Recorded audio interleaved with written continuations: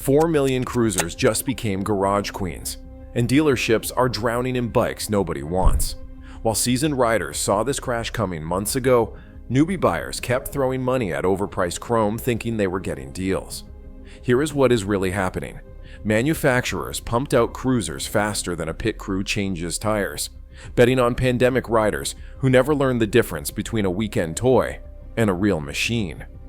Now, those same dealers who push $25,000 touring bikes are slashing prices by 40% just to move metal. The lies they told you about cruiser reliability, resale value, and riding experience are crumbling faster than cheap brake pads. In this video, I will expose the 9 cruiser myths that separated rookies from their cash, and reveal why smart riders are laughing all the way to the bank. Stick around until the end because the last scam is so outrageous, it will make you question everything you thought you knew about motorcycle buying. Number 7. Harley-Davidson. The undisputed king of cruisers is facing an unprecedented crisis, and the numbers tell a brutal story. Walk into any Harley dealership right now, and you will see row after row of unsold bikes. We are not talking about a few extra models. Dealers are sitting on an average of 9.2 months of heavyweight inventory. That is almost a full year of motorcycles gathering dust, while dealers hemorrhage money on floor plan financing. I spoke with 3 dealer principals who confirmed they are paying between $87 and $112 per bike per month just to keep these machines on the showroom floor. Do the math. A dealership with 50 unsold cruisers is bleeding over $5,000 monthly in carrying costs alone. No wonder they are desperate. The desperation is evident in Harley's increasingly frantic incentive programs. They started with modest cash back offers last spring, but now we are seeing the full panic playbook. 0% financing for 72 months, $3,500 trade-in bonuses regardless of condition, and dealer cash incentives that allow for discounts up to 22% below MSRP. One Florida dealer is even offering a buy one get 50% off a second bike promotion, something unthinkable in Harley's premium-priced heyday. The collapse of resale values is perhaps the most telling indicator. Longtime Harley owners are discovering a harsh truth when trading in bikes they paid $30,000 for just 3 years ago. They are lucky to get $15,000 today.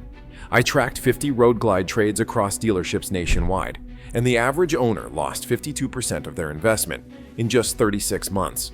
Compare that to the 29% depreciation on comparable BMW touring models, and you understand why veteran riders are abandoning ship. The exodus of experienced riders from the Harley ecosystem is creating a secondary crisis. A Milwaukee dealer who spoke on condition of anonymity told me his best customers, who have bought a new bike every 2 years for decades, are switching to adventure bikes and sport tourers. They are tired of paying twice the price for half the performance. He showed me his sales data. 68% of his longtime Harley customers who purchased a new bike in 2025 chose a different brand entirely. What dealers tell customers behind closed doors differs dramatically from the confident messaging in their advertisements. A sales manager in Texas confided that they are telling floor staff to push financing and focus on monthly payments rather than total cost. Corporate knows they are overstocked and keeps sending more anyway. We have cruisers and storage units because we do not have showroom space. Another dealer in Ohio admitted they are pre-registering bikes as demos to hit sales targets, then selling these technically used bikes at steep discounts just to create the appearance of inventory movement. The problem extends beyond heavyweight models. Even Harley's supposedly hot Sportster S and Nightster models are piling up. One dealer's inventory report showed 74 middleweight Sportster variants unsold after 120 plus days on the floor, a clear indicator that even Harley's success stories are not moving as claimed. The introduction of the new custom 1975 model has only compounded the problem, as uncertain buyers delay purchases to compare options. Harley's finance arm is feeling the pressure too. Loan delinquencies are up 18% year over year, with 90-day delinquencies hitting 4.7% of their total loan portfolio. Those numbers might seem abstract until you realize they represent thousands of Harley owners who cannot afford the bikes they financed during the pandemic buying frenzy. Number 6. Honda. Honda's Rebel line, particularly the 500 cubic centimeters and 1,100 cubic centimeters variants, exemplifies how even the most reliable manufacturer can miscalculate market demand. Production figures obtained from industry sources reveal that Honda ramped up Rebel manufacturing by 187% between 2020 and 2023, anticipating sustained growth in new rider numbers that simply did not materialize. The cold, hard numbers tell the story. Honda produced approximately 79,000 Rebel models for the North American market during that period, but dealer registrations show only about 61,000 units sold. That leaves roughly 18,000 Rebels still searching for homes. The inventory buildup is visible at dealerships nationwide. I visited 12 Honda dealers across 3 states last month, and every single one had at least 15 Rebel models in stock, with some housing more than 40 units. This oversupply has created a nightmare for dealers who must maintain Honda's strict facility standards while drowning in inventory. A Honda Powersports dealer in California shared his inventory reports showing 28 Rebel 500s and 17 Rebel 1100s in stock, most gathering dust for over 120 days. He explained, "We are paying for premium showroom space to display bikes nobody is buying. Meanwhile, we cannot keep Africa Twins or CB650Rs in stock. They sell within days of arrival." The used market is where Honda's miscalculation becomes painful. A quick search on major motorcycle marketplaces reveals over 3,200 used Rebels listed nationwide, with average mileage under 2,100 miles. These barely broken-in bikes are selling for 30 to 40% below new prices, creating impossible competition for dealers trying to move new inventory. Why would any informed buyer pay $6,999 for a new Rebel 500 when they can get a 1-year-old example with 900 miles for $4,200? The uncomfortable truth about beginner cruisers is that new riders outgrow them quickly. Data from owner surveys shows the average Rebel buyer keeps their bike for just 13.7 months before seeking something more capable. One riding school instructor I spoke with confirmed this pattern. "I see students buy Rebels after completing our course, then return within a year looking for advice on upgrading. The limited performance envelope becomes apparent after just a few thousand miles." What is most revealing is how dealers have adapted to this reality. Rather than fighting it, many Honda dealers now build their business model around the upgrade cycle. A sales manager in Texas explained their strategy. "We sell a Rebel knowing the buyer will be back in a year. We offer guaranteed trade values that sound generous, but actually lock customers into returning to us for their next bike. These programs typically offer 70% of the purchase price if traded within 12 months, which sounds attractive until you realize the bikes depreciate by about 35% the moment they leave the showroom." Honda's corporate response has been telling. They have reduced 2026 Rebel production by 41% according to supplier contracts, tacitly admitting the oversupply problem. They have also increased incentive spending, with dealer holdback now at 8% versus the traditional 5%, giving dealers more margin to discount without showing official price reductions. The company is also pushing Honda Ignition, their lease-style program that encourages riders to return bikes after 2 years, specifically targeting Rebel models. One insider described it as a fancy way to offload depreciation risk from consumers and dealers back onto Honda Finance. Meanwhile, seasoned salespeople are quietly steering serious riders toward Honda's non-cruiser models. A veteran salesperson confided, "If someone comes in who I can tell is going to stick with riding, I show them the CB650R or the NC750X instead. The margins are about the same, but I know they will not be back in 6 months feeling like I sold them the wrong bike." Number 5. Yamaha. Yamaha's Star Cruiser lineup represents a case study in how engineering excellence cannot overcome shifting market fundamentals. The sales data is unmistakable. Yamaha's cruiser segment has experienced a 36% decline in unit sales since 2019, while their adventure and sport touring categories have grown by 23% and 17% respectively during the same period. The numbers reflect a fundamental shift in rider preferences.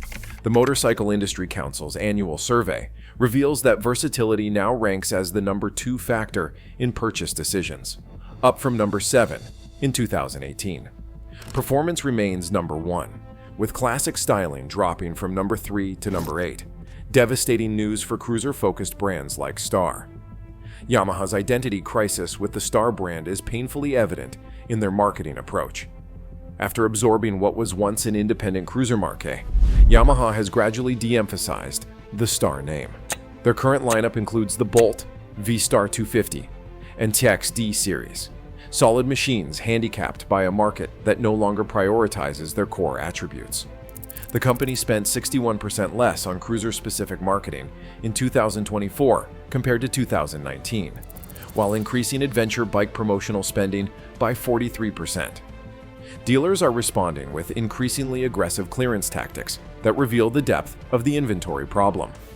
Across the dealer network, Star cruisers are being bundled with free accessories, maintenance packages, and extended warranties, effectively discounting bikes by thousands without changing the MSRP. One Ohio dealer is offering free winter storage plus spring setup with any Star purchase. They are essentially paying to keep the bikes off their floor during the off-season. The demo clearance situation is particularly telling. A Southeastern regional sales manager revealed that their dealers have been instructed to register demo units after just 90 days instead of the usual 180, allowing them to sell these barely used bikes at 25 to 30% discounts while still receiving factory support. He said it is a way to move metal without officially cutting prices. Corporate knows these bikes need help. Performance comparisons make the value proposition problem crystal clear. $15,499 for a Star Venture that offers 78 horsepower and weighs 957 pounds. For similar money, riders could choose a Tracer 9 GT Plus at $14,999 with 117 horsepower and just 485 pounds, plus modern electronics, including adaptive cruise control and cornering ABS. The Venture's only advantage is subjective styling and perhaps highway comfort for larger riders. The inventory stagnation is visible in dealer floor metrics. Yamaha's non-cruiser models average 37 days to sale, while Star cruisers typically sit for 108 days or more. One dealer's inventory management system flagged 83% of their Star inventory as aged, over 90 days old, compared to just 17% of their adventure and sport models. Yamaha's attempt to modernize their cruiser approach with the XD950R and Bolt R spec showed promise, but ultimately failed to reverse the segment's decline. These performance-oriented cruisers offered better handling than traditional models, but still could not match the versatility of standard or adventure bikes. Sales data shows these models initially sold well, but failed to maintain momentum, with each generation selling fewer units than the last.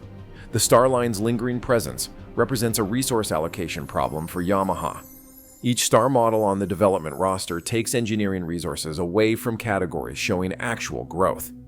Industry analysts note that Yamaha has introduced 7 new or significantly updated adventure and sport models since 2020, but only one cruiser variant, reflecting their internal prioritization despite public messaging that maintains commitment to all categories. In short, Yamaha faces a structural market shift. Engineering and styling cannot paper over changing rider priorities, and the Star lineup now looks like a legacy holdover that ties up resources the company needs for future growth. Number 4. Kawasaki. The Kawasaki Vulcan line perfectly demonstrates how cruisers have become victims of their own marketing narrative. The new versus used market disconnect is stark and revealing. New Vulcan S models retail for around $7,799, but nationwide marketplace data shows one-year-old examples with under 2,000 miles consistently selling for $5,200 to $5,600, a depreciation hit of roughly 30% for what are essentially new motorcycles. This depreciation is striking. This value collapse occurs because the Vulcan S targets beginners who quickly discover its limitations. Owner survey data reveals that 64% of Vulcan S buyers consider themselves new riders at purchase, but 73% of those who sell within 2 years cite wanting more performance or seeking something more versatile as their primary reason for selling. This creates a perpetual cycle of nearly new bikes flooding the used market. Many beginners move on fast. The larger displacement Vulcans face an even more brutal reality. Models like the Vulcan 900 and the Vulcan 1700 Vaquero sit unsold despite aggressive pricing because they are caught in an impossible position, not premium enough to attract status-conscious cruiser buyers who gravitate toward Harley or Indian. yet too focused on the cruiser aesthetic to appeal to performance-oriented riders who would choose a Ninja 1000 SX or a Versys for similar money. The position is brutal. The peer-to-peer market saturation is remarkable. On major marketplace platforms, Vulcan listings have increased by 47% year over year, while average asking prices have declined by 14%. There are currently over 1,800 used Vulcans available nationwide, more than double Kawasaki's monthly sales rate for new units. Supply has simply overwhelmed demand. Supply pressure is obvious. The financial impact of the quick upgrade cycle hits riders hard. I tracked 50 cases of riders who bought new Vulcan S models, then traded for different bikes within 18 months. The average financial loss was $2,843, essentially paying $158 per month in depreciation alone, separate from financing costs. One rider shared his experience. I paid $8,300 out the door for my Vulcan S with ABS. 14 months later, the same dealer offered me $4,900 trade-in. I learned an expensive lesson about buying the right bike the first time. The loss was clear. Dealership practices reveal an uncomfortable truth about how the industry views cruiser buyers.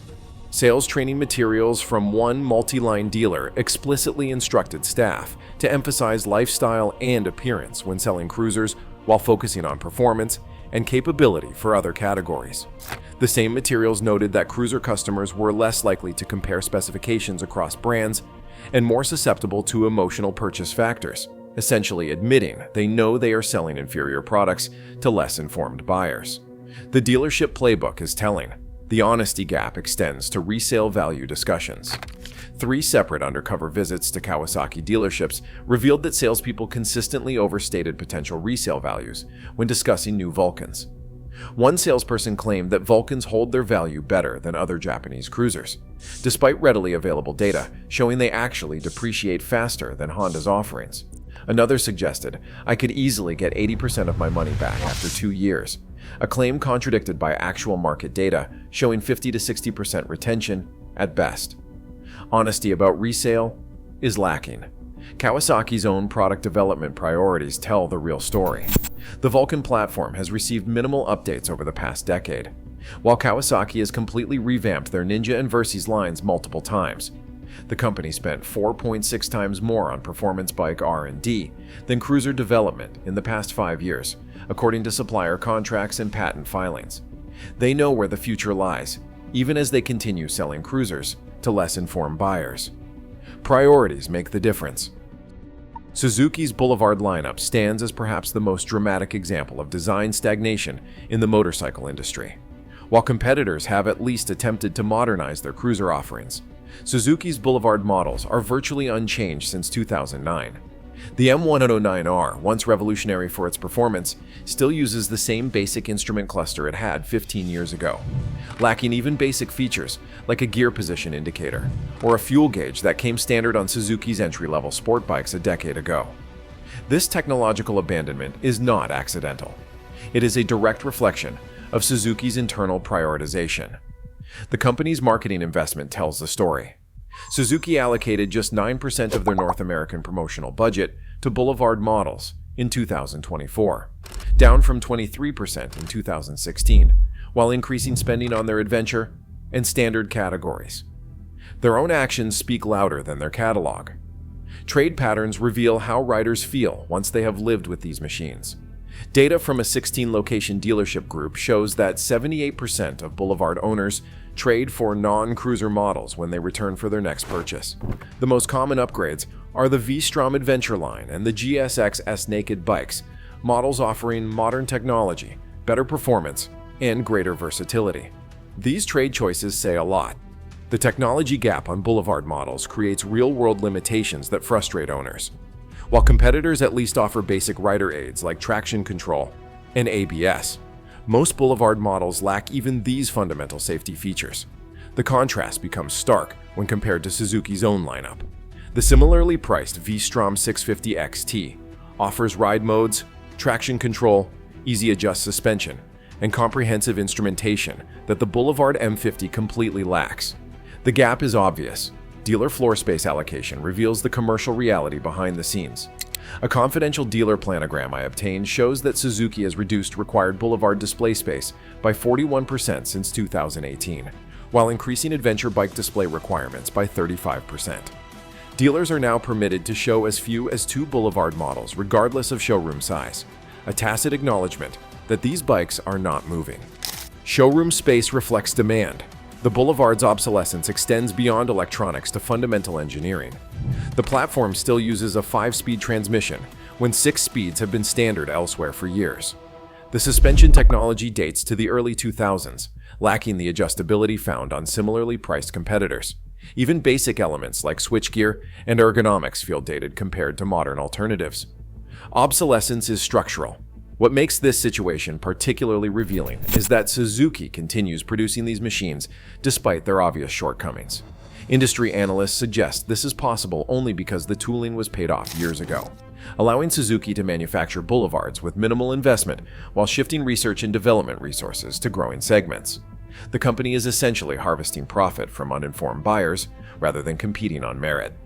The boulevard's aging platform creates maintenance issues that owners discover only after purchase. Parts availability has declined as Suzuki prioritizes support for current generation models in other categories. Some dealers report waiting 6 to 8 weeks for specific boulevard components, compared to 1 to 2 weeks for parts supporting their adventure and sport models. Parts lead times matter. Perhaps most telling is how Suzuki's own dealer training has evolved. Technical training hours dedicated to boulevard models have decreased by 64% since 2019, while training for their V-Strom and GSX lines has increased. The company is literally investing less in teaching technicians how to service these bikes. That is a clear indication of where they see the future. Number 2. Indian Motorcycle. Indian Motorcycle's renaissance under Polaris ownership was built on premium pricing justified by heritage appeal. But that strategy is colliding with market reality. The premium price proposition becomes dubious under scrutiny. Consider the Indian Challenger. At $23,999 base MSRP, it costs nearly $7,000 more than Kawasaki's Vulcan Vaquero, despite offering comparable performance metrics. What justifies the premium? Primarily intangibles like heritage and craftsmanship, rather than measurable advantages. The heavyweight cruiser segment, where Indian focuses, is not just struggling, it is shrinking precipitously. Industry data shows the over 1,400 cubic centimeter cruiser category has contracted by 26% since 2019, while middleweight adventure bikes have grown by 37% in the same period. Indian bet heavily on a category in structural decline, and now they are paying the price with stagnant inventory. The dealer floor plan crisis is particularly acute for Indian retailers because their inventory carries higher wholesale costs. A Midwestern Indian dealer shared confidential floor plan statements showing they are paying over $35,000 monthly in inventory carrying costs alone, a crushing burden when bikes are not moving. Unlike multi-line dealerships that can offset slow cruiser sales with hot adventure models, Indian exclusive dealers have no alternative revenue stream to cushion the blow. Secondary and tertiary market Indian dealers face even greater challenges. While flagship stores in motorcycle-centric regions maintain some traffic, dealers in smaller markets report catastrophic sales declines. One dealer in a mid-sized southeastern city revealed they sold just 7 new Indians in the past quarter, despite having over 40 units in inventory. Local riders want practical bikes for regular riding, not $30,000 showpieces, the dealer explained. The heritage versus performance value proposition becomes particularly stark when comparing Indian's offerings to equivalently priced alternatives. For the $19,999 cost of an Indian Springfield, riders could purchase a BMW R1250 RT with advanced adaptive cruise control, semi-active suspension, and a comprehensive electronics package, plus superior comfort for actual long-distance touring. The Indian offers heritage and styling cues from the 1950s. Indian's parent company, Polaris, has begun quietly shifting resources away from their premium cruiser strategy. Their most recent investor call revealed a 16% reduction in Indian-specific R&D spending, while increasing investment in their electric mobility division and adventure-oriented concepts. Actions speak louder than press releases, and Polaris is clearly hedging against continued cruiser market contraction. Inventory-aiding reports from multiple dealers show an average Indian motorcycle now sits on showroom floors for 143 days before sale, compared to 82 days in 2019. That extended sales cycle wreaks havoc on dealer profitability and creates pressure for increasingly desperate discounting. Some dealers report offering hidden discounts of up to 15% below MSRP through various incentive combinations. Unthinkable just a few years ago for a premium brand. The marketing narrative around Indian has subtly shifted as well. Where the brand once emphasized its heritage advantage over competitors, recent campaigns increasingly highlight performance metrics and technology, tacit admission that heritage alone can no longer move metal as rider priorities evolve. The company has increased ride experience marketing by 42%, while reducing heritage-focused messaging by 31%, according to media buying data. Indian's inventory challenges are compounded by the company's expansion strategy. They grew from 150 dealers in 2015 to over 300 today, effectively doubling their distribution capacity, just as the cruiser market began contracting. This left each dealer with fewer potential customers. It still required them to maintain significant inventory levels to properly showcase the brand's expansive lineup. Number 1. Royal Enfield. Royal Enfield's Meteor 350 entered the cruiser market with a compelling value proposition at $4,599. But even this price advantage has been neutralized by market saturation and economic headwinds. The company faces a global oversupply that frames its current challenges. Royal Enfield's production facilities in India manufactured approximately 93,000 Meteor units in 2023, but global sales reached only about 71,000. Creating a surplus that put pressure on dealers worldwide. This production mismatch explains why U.S. dealers are now sitting on excessive Meteor inventory, despite the model's theoretical price advantage. Visit any Royal Enfield dealer and you will likely find multiple Meteor variants gathering dust. One Northeast dealer admitted having 23 Meteors in stock, despite selling only 3 units monthly, a supply-demand imbalance that cannot be sustained. Inventory is the problem. Rising interest rates have disproportionately impacted the entry-level segment where the Meteor competes. Average financing rates increased from 4.9% to 8.7% for motorcycle loans, and the monthly payment on a Meteor has risen by $42, despite no change in the manufacturer's suggested retail price. For price-sensitive buyers in this segment, that increase often makes the difference between purchase and postponement. Rate pressure matters. The new versus used price compression creates a no-win situation for Royal Enfield dealers. One-year-old Meteors with under 1,000 miles regularly sell for $3,800 to $4,000, just $600 to $800 below new pricing. That minimal gap eliminates urgency to buy new, especially when used bikes often include accessories and modifications that would cost hundreds to add to a new model. No win for dealers. The profit margin squeeze is intensifying for Royal Enfield's dealer network. Confidential dealer margin documents reveal that the Meteor offers retailers just 12.7% in gross margin, compared to 18 to 22% for the brand's more premium models, like the Interceptor 650 and Continental GT. As dealers discount to move aging inventory, these already thin margins evaporate entirely. Even the Meteor's affordability advantage becomes questionable when viewed through the lens of total ownership costs. Buyers attracted by the low entry price often discover the bike's limitations within months. Owner surveys show 52% of Meteor buyers consider a different motorcycle within the first year, making the initial affordability a mirage when factoring in the cost of switching bikes. Affordability fades quickly. Royal Enfield's product strategy indicates the company recognizes the limited appeal of the cruiser format. Subsequent model introductions have focused on standard, scrambler, and adventure segments rather than expanding cruiser offerings. The company has filed multiple patents for adventure-oriented models, while the cruiser development pipeline appears stagnant based on supplier contracts and test mule sightings. Strategy has shifted. Dealer floor space allocation tells the real story about where Royal Enfield sees growth. Dealer requirements now specify that the Interceptor 650 and Himalayan models must occupy primary visibility locations, while the Meteor can be displayed in secondary positions, a reversal from the launch period when the Meteor received promotional priority. Visibility has moved. Consumer financing data reveals another troubling pattern for Royal Enfield's cruiser experiment. Meteor buyers have a 23% higher loan default rate than purchasers of the company's Himalayan Adventure model, despite similar price points. This suggests the bike is being purchased by less financially stable buyers, creating reputation and relationship challenges when loans inevitably default. Default risk is elevated. The international sales pattern provides a preview of the Meteor's likely trajectory in North America. In markets where the model has been available longer, like India and Europe, sales peaked within 14 months of introduction, then declined by approximately 31% in the subsequent year. Early peaks, then declined. This pattern suggests the Meteor's current challenges are not temporary, but represent a fundamental mismatch between the product and evolving market preferences. The collapse of the cruiser market is not some unfortunate accident. It is the inevitable result of manufacturers building motorcycles for marketing departments instead of real riders.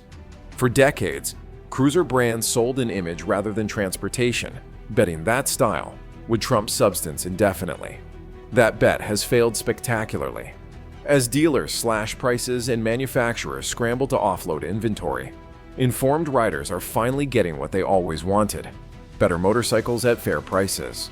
The market correction is painful for brands that bet everything on chrome and heritage, but it is creating unprecedented opportunities for riders who prioritize performance, technology, and versatility. This industry shake-up is just beginning. The brands that survive will be those that build machines for actual riding rather than parking lot posing.